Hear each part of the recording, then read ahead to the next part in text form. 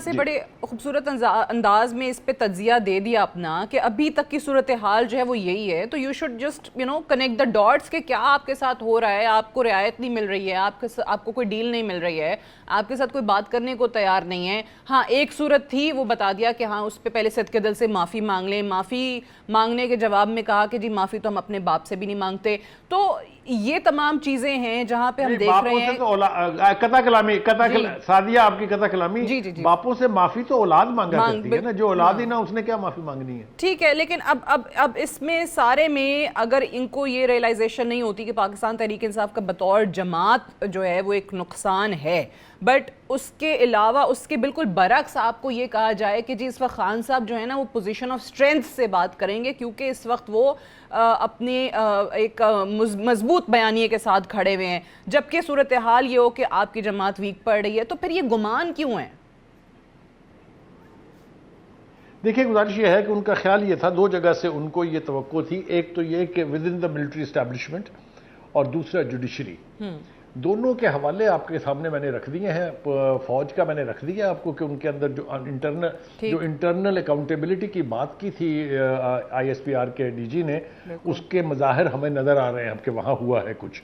आ जाइए जुडिशरी की तरफ। जुडिशरी में भी इस्लामाबाद हाई कोर्ट के जजेस के खत लिखने से लेके उनसे पहले जो 20 फैसले किए थे उन्होंने, उसके ऊपर कोई बात करने के लिए तैयार नहीं है। 45 मुकदमात में जमानतें देने का कोई पूछना नहीं है उन जजेस से कि ये किस हवाले से और किस कानून के तहत आपने दी। कोई ये भी नहीं पूछता कि उन मुकदमात में जमानत कैसे हो जाती है जो अभी दर्ज ही नहीं हुए, यानी एक जुर्म हुआ नहीं है, जमानतें पहले से हैं। क्या ये अदलिया के लिए बहुत बड़ी नेकनामी का बायस है? बिल्कुल नहीं है।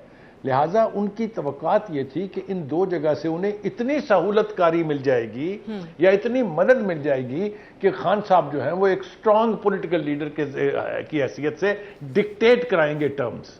ऐसा नहीं हो रहा है, और ऐसा मुझे बहुत जल्दी होता भी दिखाई नहीं दे रहा। अगर सूरत हाल यही रही तो जैसा मैंने पहले कहा कि जब टाइम गुजरता है तो प्रेशर्स वीक होते हैं, डेवलप नहीं होते हैं, अनलेस के देर इज ए कैंपेन और there is a Tehreek on the ground. वो तहरीक चलाने का जो इंदिया दिया गया था, अगर आपको याद हो, पार्टी की तरफ से भी और खान साहब की तरफ से भी, वेयर इज दैट? कहाँ है वो? कितने लोग निकले इस्लामाबाद में, कितने निकले बाकी मुल्क के दूसरे हिस्सों में?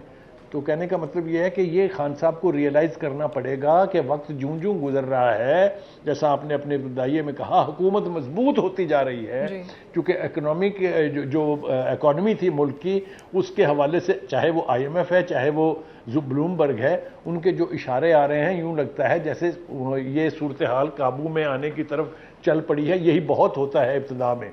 तो अगर ये सारी सूरत हाल बरकरार रहती है तो PTI की लीडरशिप को मेरे ख्याल से ये लम्हा फिक्रिया है उनके लिए।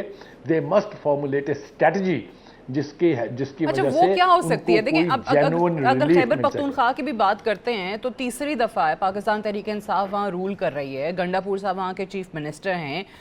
उनकी जब वो वज़ीर आज़म से मुलाकात हुई थी, उस पर उनकी अपनी पार्टी के लोगों ने उनके खिलाफ बयान दिए थे कि जिस CM को नहीं मिलना चाहिए।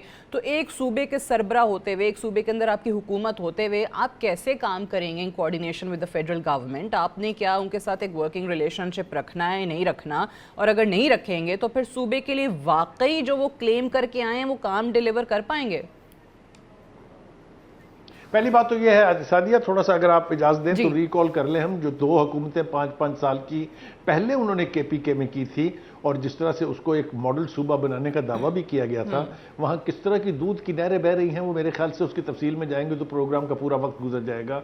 वहाँ के हवाले से जो कोई एक आधा प्रोजेक्ट उन्होंने लॉन्च किया था, BRT भी उसमें शामिल है, उसके हवाले से ADB ने क्या कहा है, किस नौयत की करप्शन हुई है, 7 बिलियन रुपीस की करप्शन तो ADBP कह रहा है जो डोनिंग एजेंसी है। एनीवे, हैविंग सेड दैट, तो अब उनके पास कोई मॉडल तो है नहीं कि जनाब ये देखिए हमने ये कर दिया। वहाँ पर कोई एक मेगा प्रोजेक्ट उन्होंने लॉन्च नहीं किया।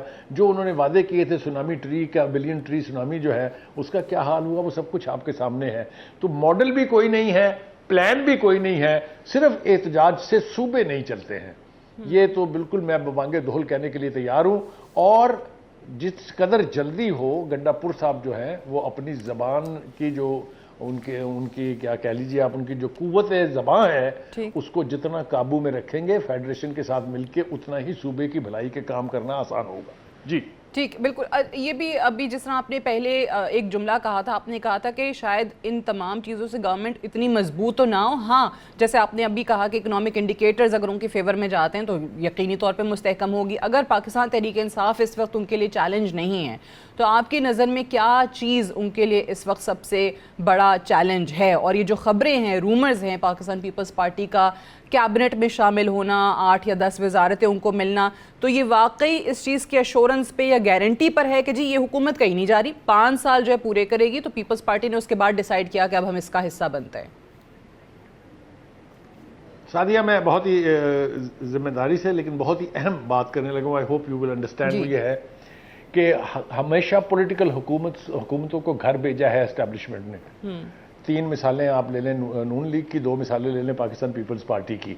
नून लीग तो अब इस हुकूमत को नहीं भेजेगी, इसलिए कि दोनों का दुश्मन एक है, और दुश्मन साहब जो हैं वो पोजीशन ऑफ वीकनेस से पोजीशन ऑफ स्ट्रेंथ का मुजाहरा करने पर वजिद हैं। उनके लिए अब मिलिट्री एस्टैब्लिशमेंट से किसी रियायत की गुंजाइश नहीं है, क्योंकि 2 हाईएस्ट लेवल के लोग, एक अब लेफ्टिनेंट जनरल हो गए हैं, दूसरे आर्मी चीफ हैं, वो अगर कैटेगोरिकली स्टेट कर दें कि 9 मई के लोगों के साथ कोई रियायत नहीं होगी, तो इन्हें वहां से तो रियायत नहीं मिलनी। The only option they have left is कि वो पॉलिटिकल पार्टीज के साथ डायलॉग इनिशिएट करके पार्लियामेंट के अंदर रहते हुए इसके लिए कोई रास्ता निकाल लें तो निकल सकता है। इस पर खान साहब तैयार नहीं है। पार्टी की लीडरशिप में एक कैपेसिटी नहीं है कि वो सिटिंग गवर्नमेंट के साथ एंगेज करके कुछ ऐसे फैसले कर लें जिनसे उनकी पार्टी के लिए बेहतरी हो। सबसे पहला चैलेंज और सबसे बड़ा चैलेंज उन्हें यह है कि वो फेडरेशन के साथ ऐसी इक्वेशन बनाएं कि उनका सूबा चले और वो एक ऐसा मॉडल बन जाए जिसको लेके वो ये दावा कर सकेंगे, देखिए हमने अपने सूबे में ये कर दिखाया है। इस तरह का कोई इनिशिएटिव मुझे दिखाई नहीं दे रहा है। मैं दूरबीन के साथ भी देखूं तो दूर दूर कोई नहीं है, तो बाकी तो फिर अल्लाह ही खैर करेगा जी। राइट।